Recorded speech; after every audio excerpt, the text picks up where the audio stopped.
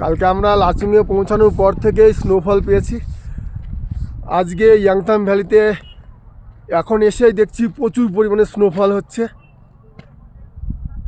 আর মেঘমেঘ করছে। মেঘমেঘ হলেই স্নোফলটা হয়, তো অসাধারণ লাগছে। পুরো আসবে, মানে এখানে বেশি হাঁটাহাঁটি করলে, জোরে কথা বললে একটু কষ্ট হচ্ছে, কিন্তু স্নোফলে সেই কষ্ট পুরো একেবারে দুঃখটা কী বলবো। আর 0 পয়েন্টে আজকে প্রচুর পরিমাণে বরফ পড়েছিল। আমাদের ড্রাইভার দাদা বললো প্রথমে 0 পয়েন্ট যাবো, ফিরতি পথে আমরা ইয়াংথাং ভ্যালিতে থামবো।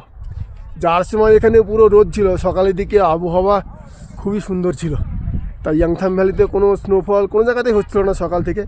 কিন্তু যখন আমরা 0 পয়েন্ট থেকে বেরিয়ে আসি তখনই মেঘমেঘ করছিল, আর এখানে আসার পরে দেখছি অত্যাধিক হারে বরফ পড়ছে। ওহ, কী সুন্দর।